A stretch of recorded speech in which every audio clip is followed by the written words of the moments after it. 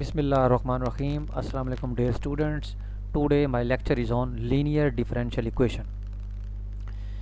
Linear differential equation, a first order differential equation is said to be linear if it can be written in the form dy over dx plus py which is equal to q. यानी कोई भी first order differential equation है वो linear तब होगी अगर हम उस डिफरेंशियल इक्वेशन को इस फॉर्म में लिखें, और उस पर कंडीशन है कि जो dy बाई डी एक्स का कोफिशेंट है वो 1 होना चाहिए, और फिर y का जो कोफिशेंट p फंक्शन है ये ओनली फंक्शन ऑफ x हो या कांस्टेंट हो, और ये जो q फंक्शन है ये भी आपके पास ओनली फंक्शन ऑफ x हो या कोई कांस्टेंट हो, तो देन हम कहेंगे डिफरेंशियल इक्वेशन इज़ लीनियर. तो इन पर्टिकुलर देखें जैसे कि एग्जांपल्स हैं dy by d x plus 2y which is equal to 6 e की पावर x. ये देखें ये भी वही फॉर्म बन रही है. dy by d x plus 2 over x y which is equal to 9, ये भी उसी तरह की फॉर्म है. तो कोई भी फर्स्ट ऑर्डर डिफरेंशियल इक्वेशन वो इस फॉर्म में होगी. अब आपने ज़ाहिर बात है इसका सोल्यूशन कैलकुलेट करना है, तो उसके लिए हम ज़ाहिर बात है हम पहले इसका, क्योंकि नॉन होमोजीनियस है तो नॉन होमोजीनियस को हम पहले होमोजीनियस बनाएंगे. तो अगर वो कहते हैं Q 0 हो जाए तो ये डिफरेंशियल इक्वेशन होमोजीनियस है, अदरवाइज़ ये नॉन होमोजीनियस है. तो let us find formula general solution of equation 1 in some interval assuming P and Q are continuous in I. तो first consider the homogeneous equation. तो हम क्या करते हैं Q को 0 पुट करते हैं, तो dy by d x plus p y is equal to 0. तो अगर ये 0 हो गई तो ये देखें सेपरेबल हो गई. तो अब ये सेपरेबल हो गई तो इसमें dy ओवर y कर दिया और dx p dx माइनस उधर हो गया, तो दोनों तरफ इंटीग्रेशन ली तो log y बराबर हो गया minus p d x plus c1. तो यहाँ से आपके पास क्योंकि y निकालना है log उधर जाके e बन गया, e की power minus p d x plus c1 हो गया. तो e की power minus p d x अलग हो गया, e की पावर c1 अलग हो गया. तो e की पावर c1 को आप c कह दें और y आपके पास हो गया c e की power minus p d x आ गया आपके पास. यानी ये y आपका उस होमोजीनियस डिफरेंशियल इक्वेशन का सोल्यूशन कैलकुलेट हुआ है. वो कहते हैं अगर आपके पास c जो है 0 है तो आपका ट्रिवियल सोल्यूशन कैलकुलेट हो गया. इसका मतलब अगर c 0 कर दूं तो ट्रिवियल सोल्यूशन है, अगर c 1 कर दूं तो वो आपका एक पर्टिकुलर सोल्यूशन कैलकुलेट हो गया, यानी आपका ये सोल्यूशन कैलकुलेट हो गया. अब अगर हम नॉन होमोजीनियस कंसीडर करें तो नॉन होमोजीनियस आपके पास सोल्यूशन जो होगा वो तो differential question as it is रहेगी, यानी dy by d x plus p y बराबर है q, यानी q आपने 0 नहीं करना. तो फिर आपने उसको एग्जैक्ट फॉर्म में बनाना है, यानी आपके पास उसको हमने जब डिफरेंशियल फॉर्म में बनाया तो p x y minus q x d x plus d y is equal to 0, यानी उसको एग्जैक्ट फॉर्म में बना दिया, यानी M d x plus N d y form में बनाया. तो देखें इसमें एम आपका है p x y minus q x और आपका जो एन है वो आपका 1 है. तो जब आपने m का y के लिहाज से पार्शियल डेरिवेटिव लिया तो देखें ये y के लिहाज से पार्शियल डेरिवेटिव लिया तो पी एक्स आ गया, y का 1 हो गया, और n का x के लिहाज से 0. तो देखें ये नॉन एग्जैक्ट डिफरेंशियल इक्वेशन है. तो जब नॉन एग्जैक्ट डिफरेंशियल इक्वेशन होती है हम उसको एग्जैक्ट कैसे बनाते हैं, उसके लिए हम इंटीग्रेटिंग फैक्टर फाइंड करते हैं, वो हमने प्रीवियस वीडियो में डिस्कस किया था. तो इसमें देखें ये केस है और उसका पहला केस उन्होंने अप्लाई किया कि partial m over partial y को partial n over partial x से माइनस करके n पर डिवाइड करना है. अगर ये टोटल x का फंक्शन है तो आपके पास ये जो भी टर्म आएगी इसको e की पावर में एक्सपोनेंट लेके उसकी इंटीग्रेशन लेंगे तो वो आपका इंटीग्रेटिंग फैक्टर आ जाएगा. तो आप इसमें देखें जब उसकी वैल्यू उन्होंने पुट की तो ये आपके पास पी एक्स ओवर 1 यानी पी एक्स आ गया, यानी ओनली फंक्शन ऑफ x आ गया. तो आपका जो इंटीग्रेटिंग फैक्टर है वो e की power P x d x बन गया. ये हमने मतलब जब केस 1 डिस्कस किया था उसमें मैंने ये समझाया था कि ये कैसे हमने कैलकुलेट करना है. अगर एग्जैक्ट ना हो तो उसका केस 1 जो है उसका इंटीग्रेटिंग फैक्टर जो है किस तरह निकाला था, तो ये उसका इंटीग्रेटिंग फैक्टर हो गया. तो जब ये इंटीग्रेटिंग फैक्टर आ गया इसको आपने जो differential equation linear differential equation given linear है आपने 1 इक्वेशन से मल्टीप्लाई कर देना उसको.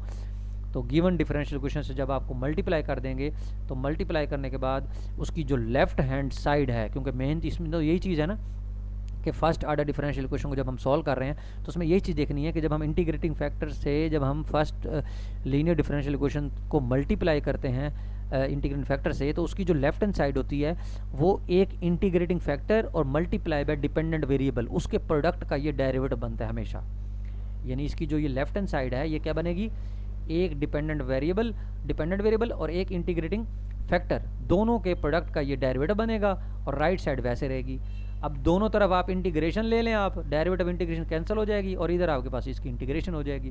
क्योंकि मैंने y निकालना है, इससे आप क्या कर दें डिवाइड कर दें तो ये आपका जनरल सोल्यूशन हासिल हो जाएगा. तो ये आपका जनरल सोल्यूशन हासिल हो गया. तो इस मेथड से हमने कैलकुलेट करना है किसी भी डिफरेंशियल इक्वेशन को. अब जैसा कि यहाँ देखिए इस एग्जांपल में कि आपके पास ये आपको डिफरेंशियल इक्वेशन दी हुई है, dy over D x plus 2xy बराबर है 2e की पावर माइनस एक्स स्क्वायर। तो ये देखें ये डिफरेंशियल इक्वेशन आपके पास है, लीनियर डिफरेंशियल इक्वेशन है। सबसे पहला काम देखा है कि ये dy ओवर डी एक्स का कोफिशिएंट 1 है। अगर 1 नहीं है तो आपने उसको 1 बनाना है। कैसे बनाना है? उस फंक्शन से डिवाइड करके। तो ये 1 बना दिया, तो उसके बाद इधर y का कोफिशिएंट जो है 2x है, वो आपका px होता है, और इधर आपके पास 2e की पावर माइनस एक्स अगर ये आपका qx होता है। तो इंटीग्रेटिंग फैक्टर का फार्मूला क्या है? e की पावर p की इंटीग्रेशन, e की पावर p की इंटीग्रेशन, ये आपका फार्मूला है लीनियर डिफरेंशियल इक्वेशन में फार्मूला फाइंड करने का। अभी हमने मेथड में पीछे डिफाइन किया है। तो p आपके पास 2x है, तो 2x की इंटीग्रेशन ले लें, एक्स स्क्वायर आएगी, तो e की पावर एक्स स्क्वायर जो है आपका इंटीग्रेटिंग फैक्टर हो गया इस डिफरेंशियल इक्वेशन का। तो फिर उसके बाद करना क्या होता है? इस इंटीग्रेटिंग फैक्टर को इस डिफरेंशियल इक्वेशन से मल्टीप्लाई कर देना है। तो जब दोनों तरफ मल्टीप्लाई किया, या डायरेक्ट उन्होंने देखें ये फार्मूला जो हमने अभी पीछे प्रूफ किया, उन्होंने डायरेक्ट फार्मूला यूज़ कर दिया कि y इंटू इंटीग्रेटिंग फैक्टर बराबर हो गया q इंटू इंटीग्रेटिंग फैक्टर की integration plus some constant c। तो उन्होंने इस फार्मूले में वो integrating factor y into integrating factor बराबर हो गया q की वैल्यू पुट की, इंटीग्रेटिंग फैक्टर की वैल्यू पुट की, और प्लस सम कांस्टेंट c लगा दिया। इसमें 2 बाहर आ गया, e की power minus x square e x square आपस में कैंसिल आउट हो गया, तो dx आ गया, dx की इंटीग्रेशन x होती है प्लस c, तो आपका y e एक्स स्क्वायर जो है वो e की पावर माइनस एक्स स्क्वायर यानी 2x प्लस c आ गया, और e की पावर एक्स स्क्वायर जो है उधर आके डिवाइड हुआ, तो आपका ये जनरल सोल्यूशन हासिल हो गया। इसी तरीके से देखें ये डिफरेंशियल इक्वेशन है dy by d x plus y ten x. तो इसमें क्योंकि देखें इसका कोफिशिएंट भी 1 है, तो आपके पास जो px है वो टेन एक्स है, और qx जो है वो साइन 2x है। तो आपने इंटीग्रेटिंग फैक्टर किया e की पावर p dx, तो e की पावर p dx, तो इसकी इंटीग्रेशन ली, e की पावर टेन एक्स dx हो गया, और e की पावर टेन एक्स की इंटीग्रेशन लॉग सीकेंट होती है, लॉग ई से कैंसिल, तो सीकेंट एक्स आ गया, यानी इंटीग्रेटिंग फैक्टर आपका क्या आ गया? Secant x. तो देखें ये अभी हमने फार्मूला प्रूफ किया, ये फार्मूला आपने याद कर लेना है कि जनरल सोल्यूशन क्या होता है? y इंटू इंटीग्रेटिंग फैक्टर बराबर होता है q इंटू इंटीग्रेटिंग फैक्टर की integration plus some constant c। ये लीनियर डिफरेंशियल इक्वेशन का सोल्यूशन है। तो आपने उस फार्मूले में देखें y इंटीग्रेटिंग फैक्टर की वैल्यू पुट की, q की वैल्यू पुट की, इंटीग्रेटिंग फैक्टर की वैल्यू पुट की dx, साइन 2x का फार्मूला पुट किया, 2 sine x cosine x, secant x की वैल्यू पुट की, 1 ओवर कोसाइन, कोसाइन कोसाइन से कैंसिल, 2 साइन एक्स आ गया, तो साइन की integration minus 2 cosine x plus c हो गया, और इधर y निकालना है तो सीकेंट पर डिवाइड कर दें, तो ये आपका जनरल सोल्यूशन हासिल हो जाएगा। अब गिवन क्वेश्चन आपका है इनिशियल वैल्यू प्रॉब्लम, यानी जब x 0 है तो y 1 है, तो ये जब आप इसमें पुट करेंगे x 0 को y 1, तो आपके पास c की वैल्यू 3 निकली, तो y में पुट कर दें जनरल में, तो आपका ये पर्टिकुलर सोल्यूशन हासिल हो गया। तो नेक्स्ट हम देखते हैं आपके पास एक और क्वेश्चन है, इसको ज़रा देख लें नेक्स्ट, क्योंकि यहाँ देखें सॉल्व द डिफरेंशियल इक्वेशन, लेकिन ये उस फॉर्म में नहीं है। तो सबसे पहला काम आपने करना है dy और dx को इस फैक्टर से क्या करें? डिवाइड कर दें। तो डिवाइड किया तो वो फॉर्म नहीं बन रही क्योंकि x y मिक्स है, फिर हमने इसका रेसिप्रोकल ले लिया, मतलब dy और dx है ना, तो आप इधर से क्या करें? ये dx को उधर ले जाएं, dy पर डिवाइड कर दें, यानी इस इक्वेशन को हमने इस तरीके से लिख दिया, क्योंकि ये लीनियर नहीं बन रही, तो हमने 2x माइनस 10y की 3 plus y dx over dy बना दिया।